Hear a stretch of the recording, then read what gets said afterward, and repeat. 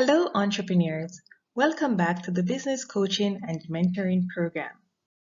Today, we are in section 3, and we will be looking at marketing principles, customer relationship management, and understanding and exploring access to supply chains. I'm your facilitator, Lenicia Roden. We want to start the session off with an icebreaker called Identify the Brands. I want you to look at the images that are going to be shown and guess the brands that they represent. The first one is, that's right, if you guessed Apple, then you are correct. This image represents the globally known brand Apple, and Apple sells many technology devices, phones, iPads, laptops, a whole barrage of technological devices. So if you guessed Apple, then you are correct. Let's move to the next one.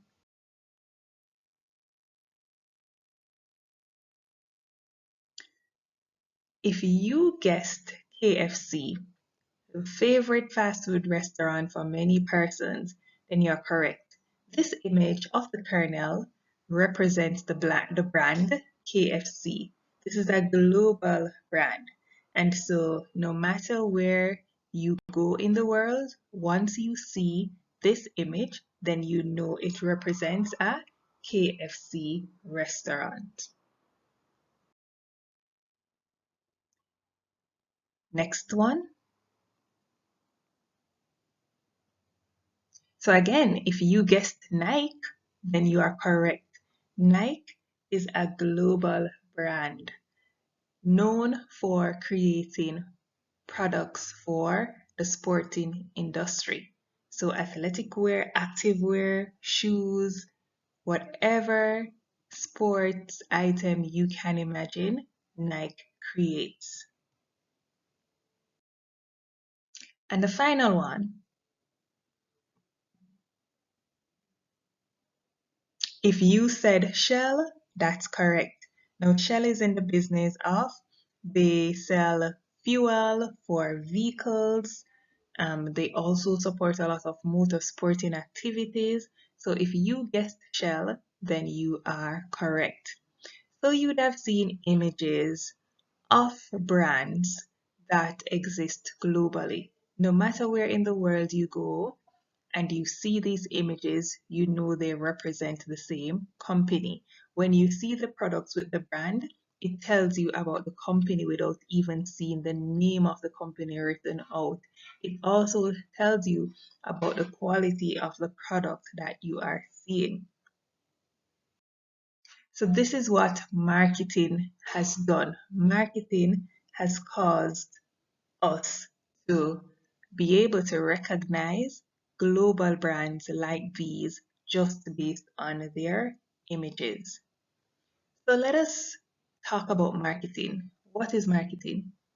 According to the American Marketing Association, marketing is the activity, set of institutions and processes for creating, communicating, delivering, and exchanging offerings that have value for customers, clients, partners, and society at large.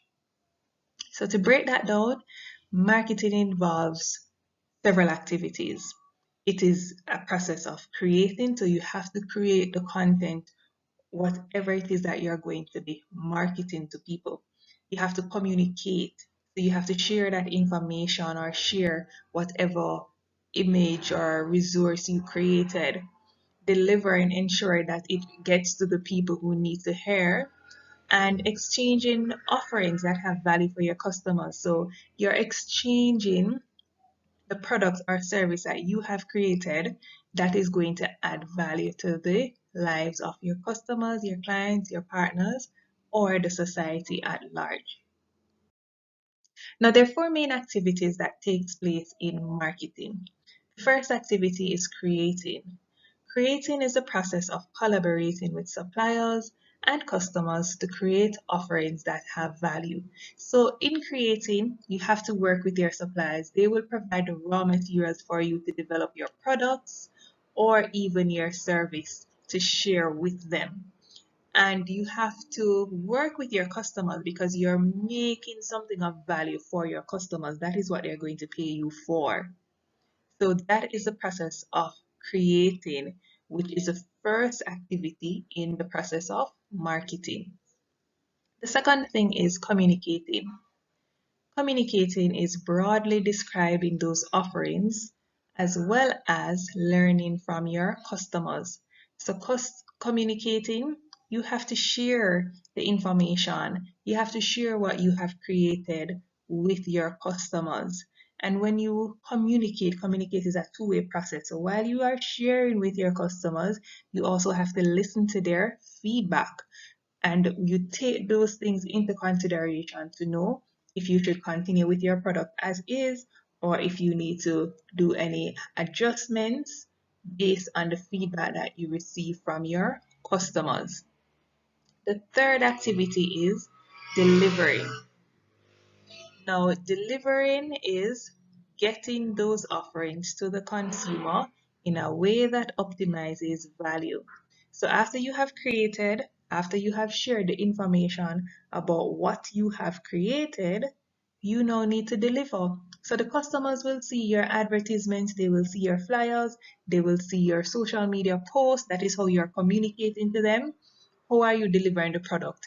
When they see these things and they decide that I now want to order what you have created, how are you getting it to the customers? So are they coming to your specific location to pick up? Are you taking it to them, doing delivery yourself for the customer? Are you partnering with maybe a delivery company to get the item delivered to the customer? How are you delivering the product or service to them? Is it a product that is online where they just need to download? However it is, you have to think about how you're getting the product to your customers. And then the final activity is exchanging. Now, exchanging is trading value for those offerings. When we talk about trading value, we're talking about the payment. So you're giving the customer or someone the thing that you created, the product that you created, the service that you are offering, and then they're going to pay you for it. Okay, so they're paying you for the value that you're giving to them. So again, you have to think about this. How is it that they're paying you? Are they going to pay you cash when you deliver the item to them? Is it that they're going to pay you if your business is online, you have a website, are they going to pay you online using their credit card or any other payment method? How are they paying you for the product or service that you have received? So those are the 4 activities of marketing.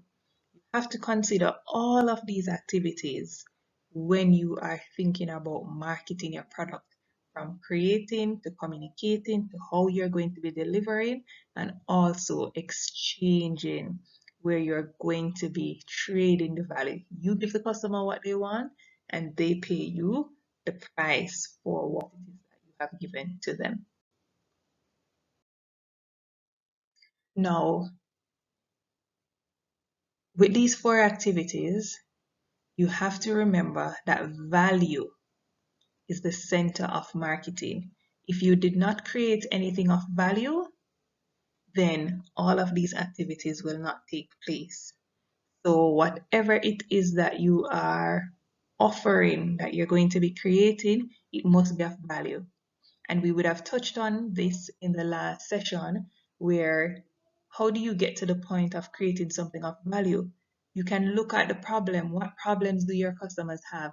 You should create a product or a service that is solving a problem for your customers. If you are solving a problem, then you are creating value. So let us look at value in a little bit more detailed. So when you think about value, you want to think about the benefits that the buyers receive that meet their needs. They must have a need. So earlier, or the last session, we would have looked at the clothing business and would have also looked at a farm business. So what are the needs of the customers there? Clothing. Clothing is a need for everyone. And also food. Food is a need for everyone. So if you create a business that is allowing customers to meet their needs of clothing and also meet their needs of getting food, then that is a business that is offering value. The second thing that you want to look at is what the customer gets by purchasing and consuming a company's offer. So what do they get from you? So it's not just about the food that you are selling to them, but there are many people out there who are selling food. They're selling crops. You go into the market, for example, and there's so many vendors to choose from. But why will the customer choose you? What makes you different? What makes you different? Now, the difference is you could offer great customer service. It could be that your prices are more reasonable based on the value that you're offering. It could mean that your products are clean and they're packaged properly, and it could also mean that your product has less chemicals on them, and so you're selling more naturally grown products to the customers. The third thing is the offering is created by the company and the value is determined by the customer.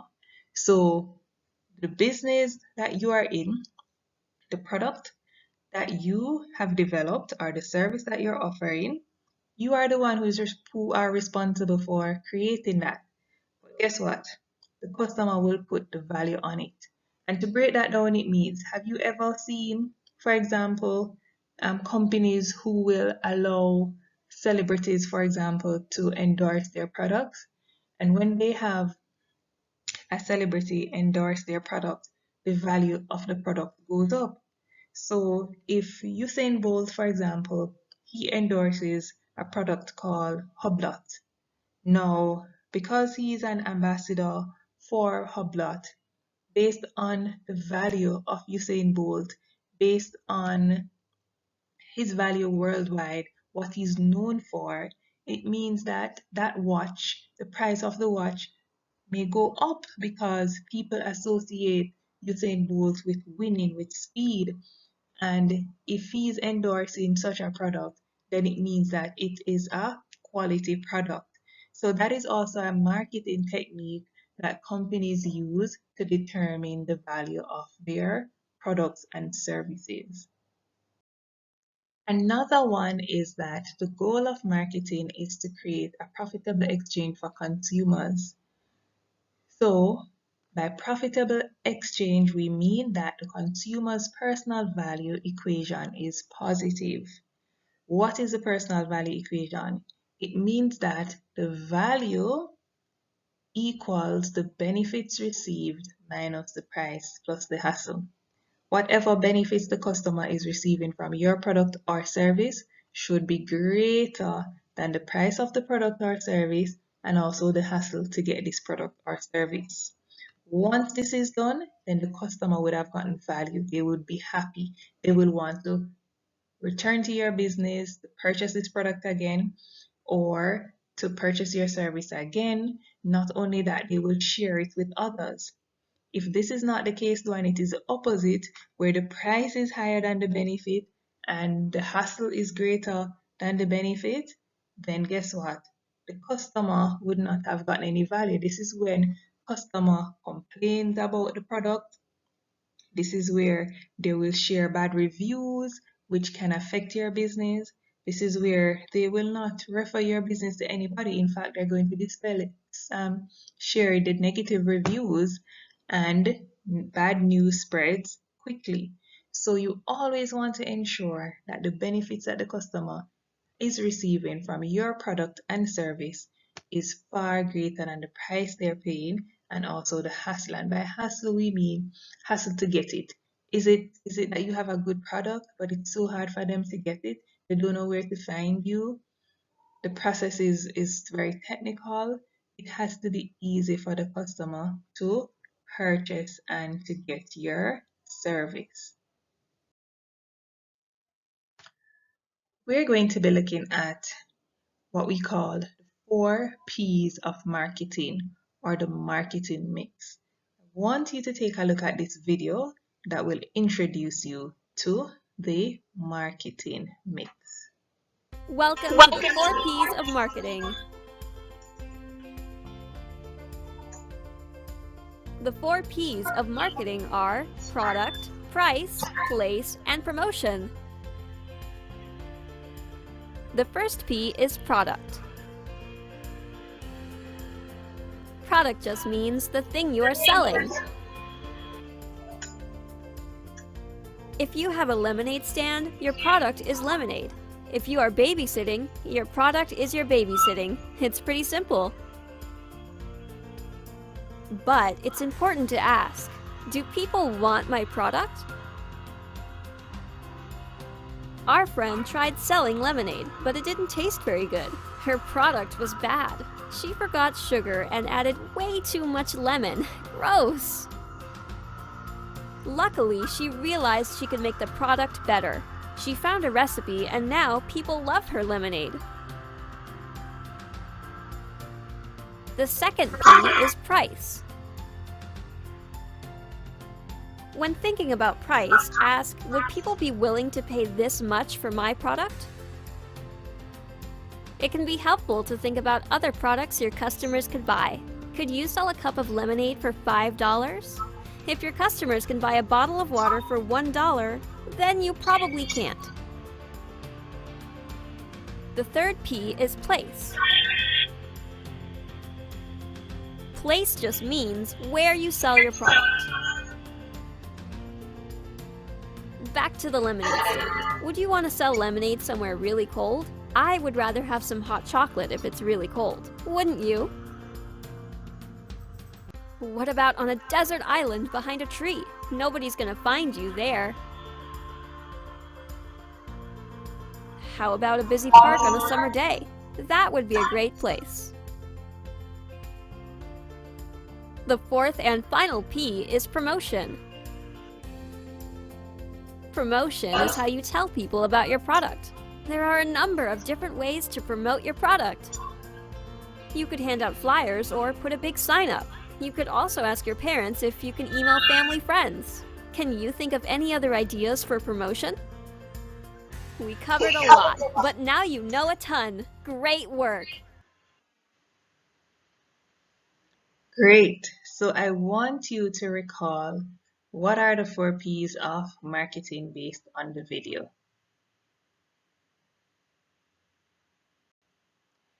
So if you said promotion, product, place, or price, then you are correct. So let us just quickly go over promotion. What is promotion? Now you have different types of promotion for your products. Sales promotion.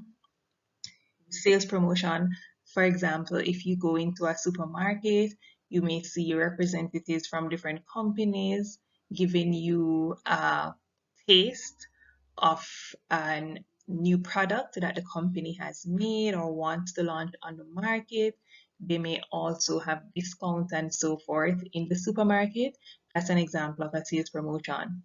Advertising. So we see advertising or advertisements daily on the television, on billboards. We hear them on the radio. Public relations.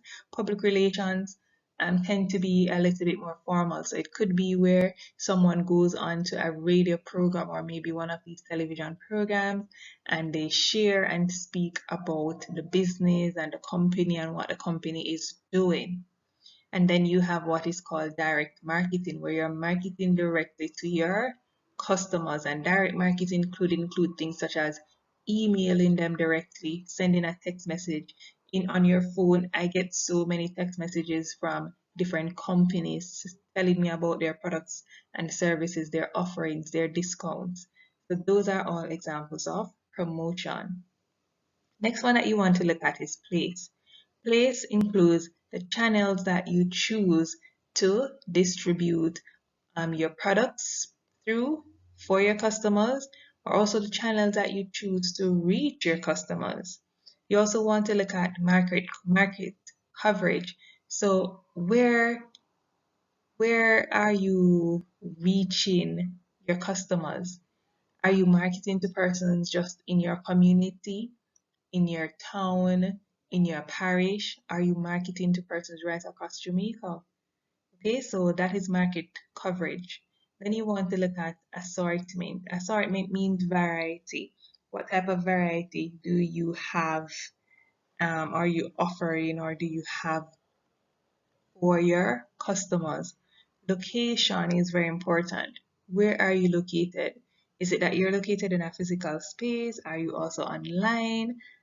Do people have to come to you or do you also go to them? When we talk about place, we also look at things such as inventory. And inventory means what that you have. If you're selling a product, are you always out of product? When customers come to you, you never have the item. You're marketing and promoting, but when they order, they cannot get it. So you want to look at your inventory in terms of your stock and also transport. How are you getting to customers? How are customers getting to you? Let's look at product. Now, the product is the actual thing that you are offering to your customers. What are the features of the product? And product also speaks to services. What are the features of the product, of the physical product that you have or the service? What about the quality? Is it a high quality item? Is it a lower quality item? What about the branding? Do they know the brand? Does your product have a name? Does your business have a name? Do you have a logo? How do you package a product that you're selling? You're selling farm produce to your customers. Do you try to be different from your competitors and maybe package them in a nice basket and deliver to your customers? Or do you just have everything taken directly from the ground without even washing or brushing them off and just have them there for customers? So packaging is very important. Services that you offer. So whatever service you're offering, right? Are you including things such as excellent customer service? Now, even if you're selling a product or it could be a service that you're offering, do you include good customer service? Do people enjoy coming to your business place? Do they get served when they come? Are your employees and even you as an entrepreneur, are you friendly? Are you always smiling? Do you always welcome the customer? And then we want to look at warranty. So if you sell a product, is there a warranty on the product? Now think of some of the appliances in your home. For example, a stove. If you purchase a stove, usually it comes with a warranty. So if something happens to it, maybe the first week after you purchased it, because of the warranty on it, you can take it back or call the company and they will fix the product for you or replace it, right? So do you have any warranties on anything that you are selling to your customers? And then the final P of the 4P is price. Now, when we talk about price, you don't just get up and just set a price for a product. You have to think about what you call price strategy. Price strategy means how are you pricing your product? Did you do some research to see what are other people selling the product or the service that you are selling to customers for? Are you looking at the cost price for the product? Did you calculate a selling price? Do you have a markup?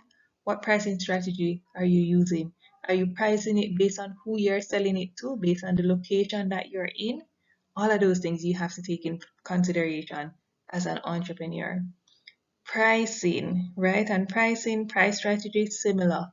Are you calculating the cost price? If you bought the item for $1,000, you can't resell it for $1,000. It means that you would be losing. It's not even breaking even. Breaking even means you're not making a profit or a loss.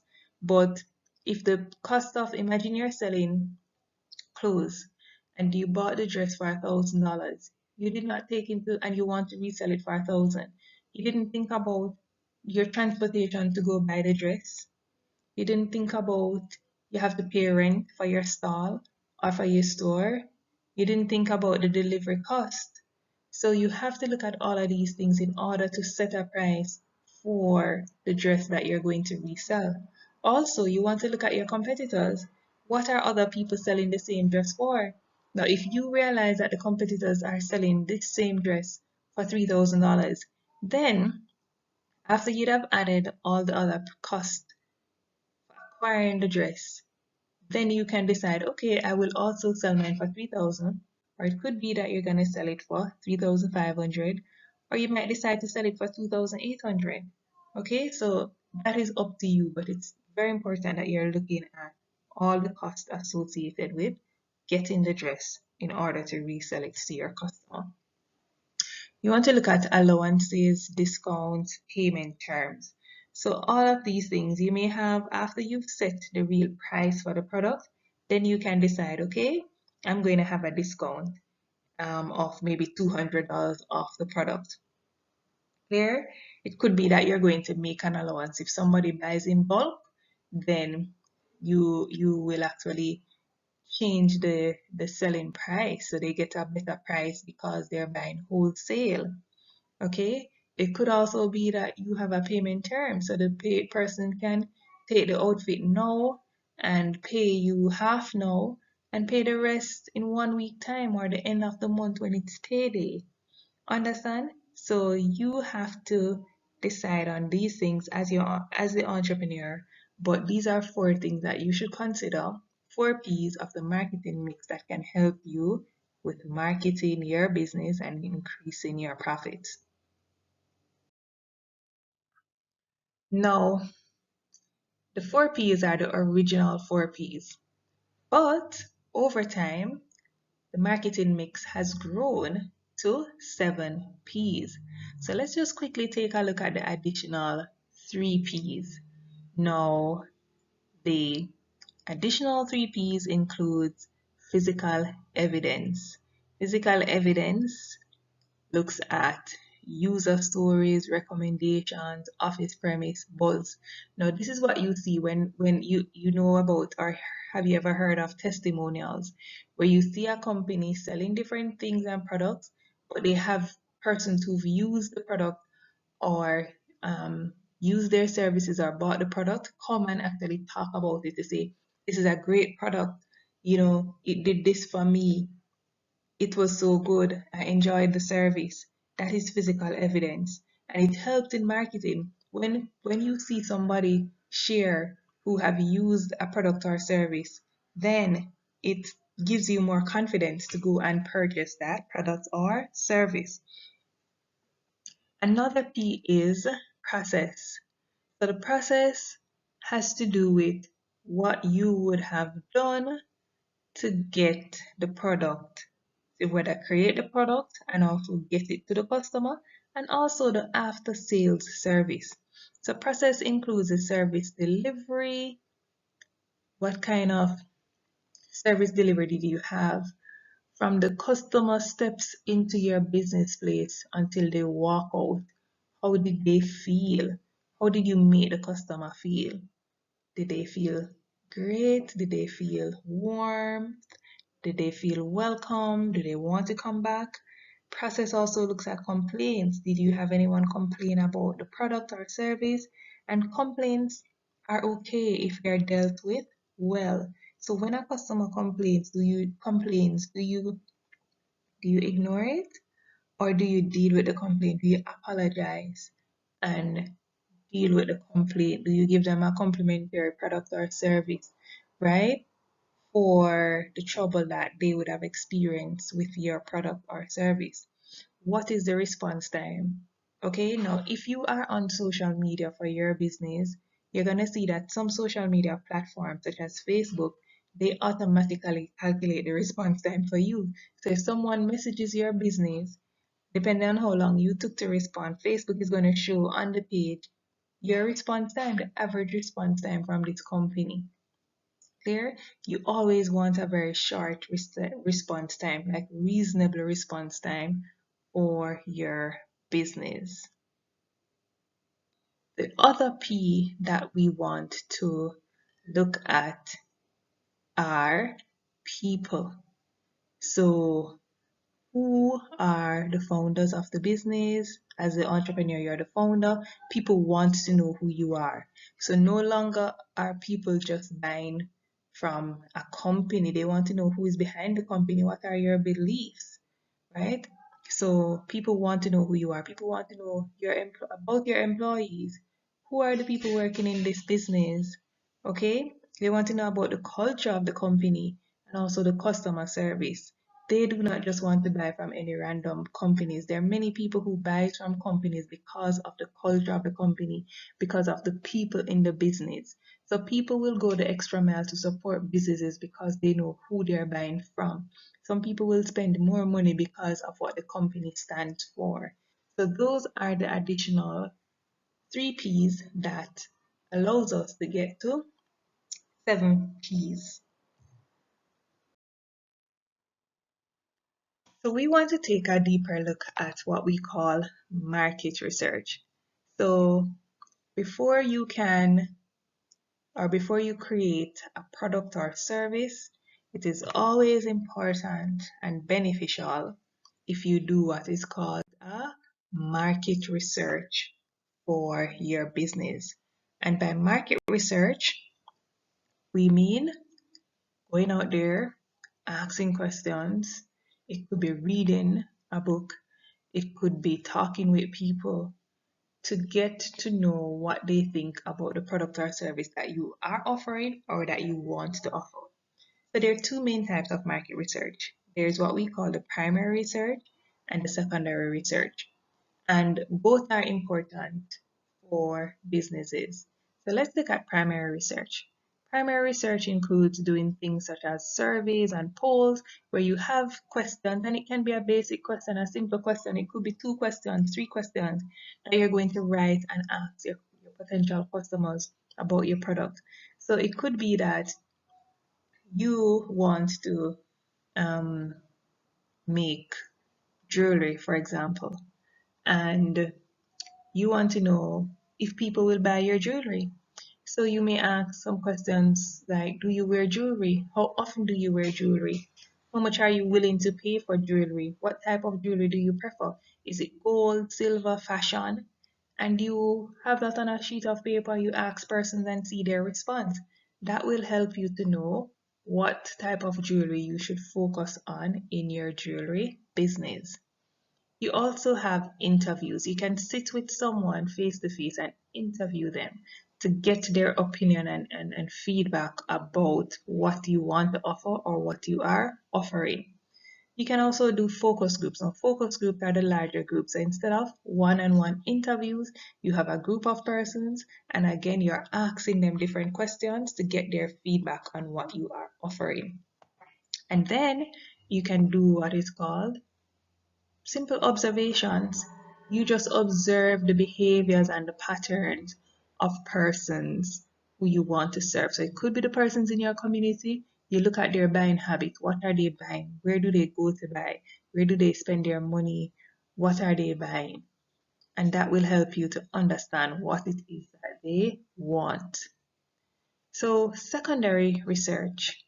Secondary research is where, unlike primary research where you are making contact directly with the customers or the consumers, secondary research, you are not making that direct contact. You're going to get this information from somewhere else. So someone could have conducted a primary research and you're going to read their findings to help you to understand what people want and need. That is what we mean by secondary research. So some examples of secondary research include online research. So when you go onto Google or any search platform and you may research jewelry people are buying, for example, and you see an article that, oh, in 2021, people are buying more fashion jewelry. It's the fashion jewelry that is selling more than silver or gold. And you read the article that someone has written with facts and data, then that is an example of secondary research. You can also have what is called literature research. Persons may have conducted studies and written not just articles but written books with evidence about a particular thing that you are interested in. And then the final one is case study research, where case studies are where people would have shared for example, a real story about someone. So it's a real situation about someone who would have used this product or service or wanting this product or service. And the case study doesn't only have to be about an individual, it could be about an organization, it could be about a community, it could be about a country. Understand? But it is sharing the real experiences and examples of what people think about the area that you're doing the market research in. Okay, so we're going to be looking now at what we call customer relationship management. So the first thing that I want to do is to define customer relationship management. Customer relationship management is the combination of practices, strategies, and technologies that companies use to manage and analyze customer interactions and data throughout the customer life cycle. So let me break this down for you. So customer relationship management, in short, we call this CRM. It's a combination of practices and strategies. And most of them these days are using technologies. And companies use this to first gather information about their customers. They also use it to analyze the customer behavior. And when they do this, it will help them to know what to offer, when to offer the price, who to sell to. Understand? It's very important for customers and for companies because it will help a company to grow. If companies know about their customers, then it will help them to grow. So you know what products your customers are always buying. And when you know the product that the customer is always buying, you can also track things such as when they're always buying. Then you know when to market to them. You're going to show them what they're looking for, and you're going to market it to them at a time when they are ready to spend. CRM systems also help you to gather the customer's personal information, so maybe their email addresses, their telephone number, so that you know when to text them. Have you ever received any text messages about a sale or any activity happening in your parish, in your town? Why do you think this happened? You may have bought something at a store, um, or even if you didn't buy it from the store, but a company sends you a text message to say that this promotional event is happening in your city on this day. How did they know that you live there? Because someone had collected your data, including your location, and so they're marketing specifically to you based on where you are located. So what are the goals of CRM? The goals of CRM include to improve customer service relationships. So the more you know about your customer, the better it is for you because the better you're able to serve them. It also helps you to assist in customer retention. If the customer is hearing from you, if you are giving the customer and sharing with the customer what they want to know, then it is more likely that the customer is going to stay with you because they won't have to go to a new vendor who has to learn them all over again. You know exactly what they need and you're sending it to them. Customers appreciate that. It also helps to drive sales and grow your business. So if you have a CRM system or you're using CRM and you are able to manage, to track, and to understand your customer and share with them, then guess what? At the end of the day, your sales will increase. What are some of the rules of CRM? So CRM systems, they compile customer data across different channels or points of contact between the customer and the company. Some of the data that CRM systems compiled and the channels that they use include company's website, telephone, live chat, direct mail, marketing materials, social networks.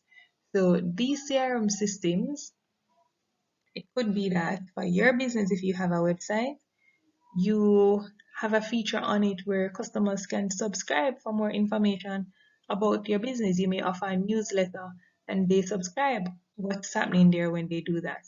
You're getting their email address, so now you can direct mail them. You can send an email directly to the customers. When they go on your website too, you may see a pop-up to say, chat with this person. There's a virtual assistant and you can chat with this person. Understand? You have their phone number. You can send your flyers and brochures to the customers. And then the social network, social media. Another role of CRM is customer information such as past purchases and interaction helps customer support representatives provide better and faster customer service.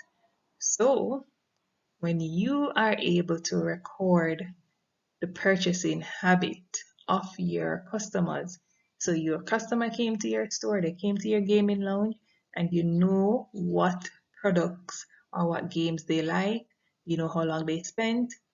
Next time that customer visits your game shop, guess what? You don't have to say, oh, how long do you want? You know the customer usually stays for an hour. So you can actually offer the customer what they're there for. So if you know that they're always playing a particular game, you can say, okay, is it the usual? Have you ever been anywhere and the person says to you, do you want your usual? That is because they're keeping records of your past purchases and what you like. And won't you feel good? Won't your customer feel great when they don't always have to be ordering the same thing, but you can actually say to them, do you want the usual? It means that you're making them feel special because you're taking notes. The next role is collection of and access to customer data can help businesses identify trend and insights about their customer. So again, once you're collecting data, then you can identify the trend. So you can track to see, okay, when does this person come to the store? When do they purchase this product? When do they order? So you have your farm supplies and you realize that the customer always orders at the end of the month and they order these particular crops or products produced from you. Then before the end of next month, you may send a message to the customer to say, good day, Mrs. Brown, for example. Just reminding you to place your order, or you can send a reminder message, or you can say it's coming up to the time of your order. If you had an additional product, would you like to add an additional item, or would you like to add say string beans to the regular products that she normally orders? And you are able to do this because you'd have been keeping data and looking at her trend. So we want to look at what we call the customer life cycle. Now, customers have a life cycle. They go through a process when they are introduced to your business. Some of them will remain and then start the cycle over, or some of them will end up going. But it is important for you to understand the customer life cycle because most customers do not just get up and purchase directly from you. They go through a process before they're able to do that. So the first part of the customer life cycle is what we call awareness. Now, awareness comes through the marketing and promotion that you would have done for your business. So you could have used public relations, you could have sent out ads on the radio or TV or in the newspapers. You could have had online ads, maybe on social media. You could have sent emails. You could have sent, the customer would have seen all of these things and they would have become aware of what you are offering as a business.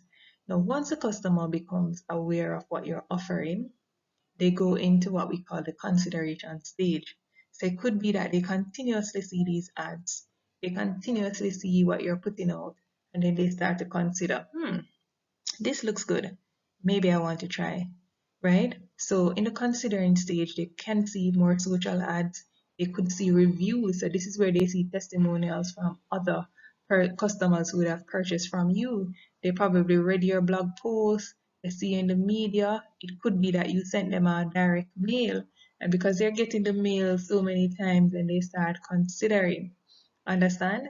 So when they reach a stage of consideration, they're thinking, should I buy this item or should I not? But once they have considered, then you may find that some will choose to purchase. Now, purchasing, they can purchase in different ways. They can purchase directly from your store. It could be that you have a website, or it could be that they can purchase online from an e-commerce site. So they must have options in order to purchase. Once a customer has purchased, if it is that they were satisfied and pleased, then you have what is called retention. So retention means if is this customer going to stay with you, or are they going to leave? So if the customer stays with you, then you want to ensure that you are keeping them informed. So you may have a community group, a community forum where you're sharing information about the product that they bought, sharing how to get the most out of the product or service that the customer purchased from you. You can also have things such as frequently asked questions, so that customers, if they have any questions about the product or service, they can go there and they can get that kind of response. And then after retention, you have what is called advocacy. Advocacy, this is where the customer becomes an advocate for your brand. They're going to sell the product for you without you asking them to, right? So they will promote the product, tell others about it. Some of them will even have their own blog posts, write about it. Have you ever been on social media and you see people take photos with different products or in different outfits, and they actually, the company is not paying them to do this, but they're actually reviewing and telling you about the product that they have, and they're doing this because they were pleased with the product and service. And so that is what the customer life cycle looks like. Okay, so we're going to jump to the last thing for this session, and that is what we call supply chain management. So I'm going to invite you to watch this video on supply chain management before we go into the discussion.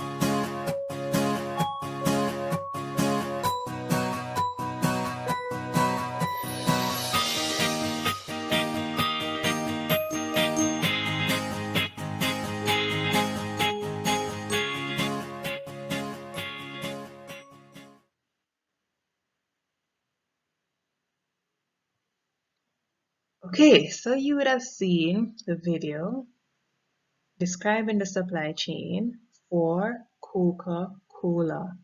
And in that video, what did you learn? What did you notice? What are some of the steps that are included in this supply chain management for Coca-Cola? Just to recap, it starts out with identifying the raw material needed to make the drink, the beverage. So when they identify the raw material, it also includes things such as getting it. You have to think of the process.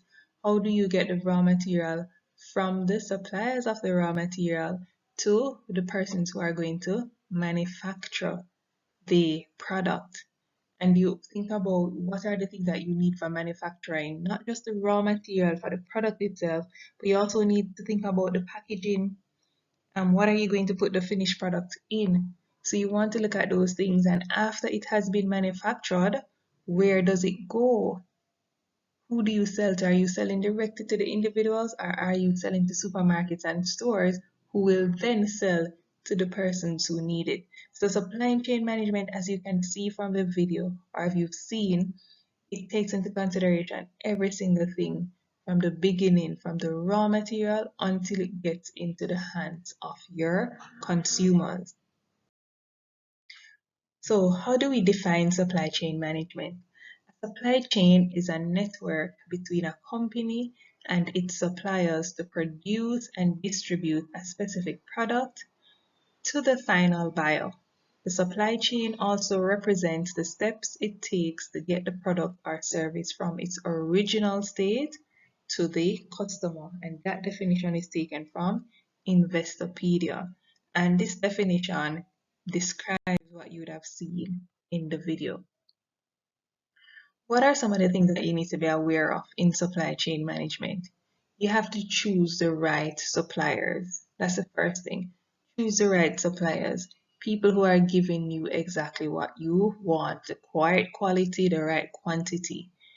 Then it's very important that you have multiple suppliers for each product.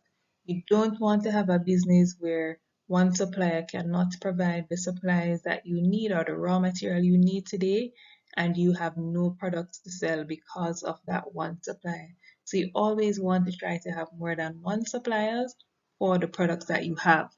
If it is a case where you end up with one supplier, ensure that you order in advance. So you order before your stock runs out. You want to communicate regularly. Keep talking to your suppliers.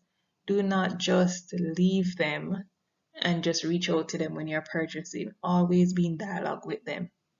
Build mutual trust. So you want to trust your supplier, and they should also be able to trust you.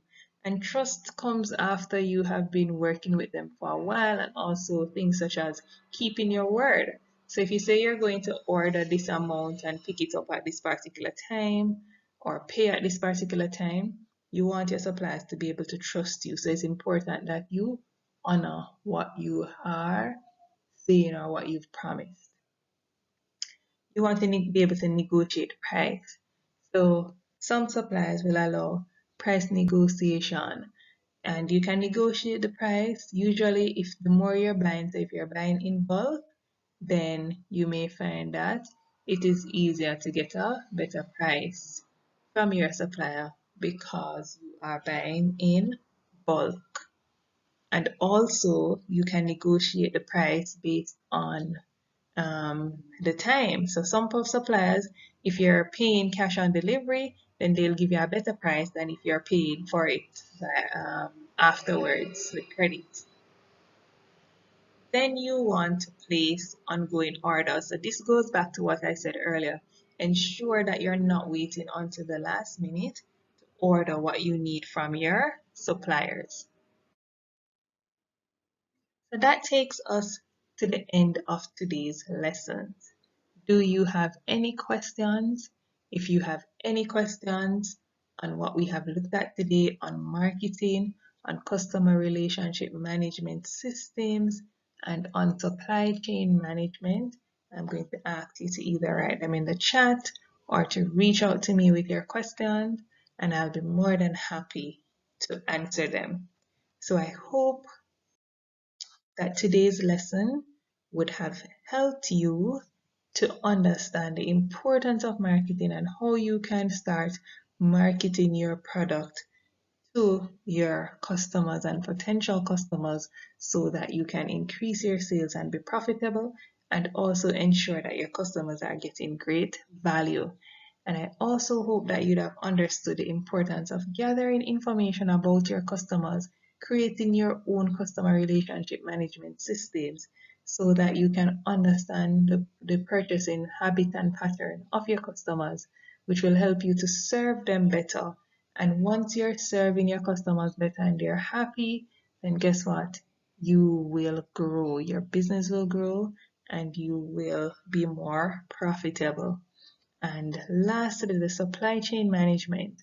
I hope that it has given you an understanding of the importance of knowing and understanding your supply chain, where you're getting your products, to what happens when, and the process to get to your end product so that you can offer it to your customers. Very important for you to understand all of that because it can help you to be more efficient and effective in your business. And once all of that is happening again, customers are going to be happy and you are going to be more profitable. So thanks again for tuning in and staying to the end of the session, and all the best as you market your business and increase your profits as you serve your customers.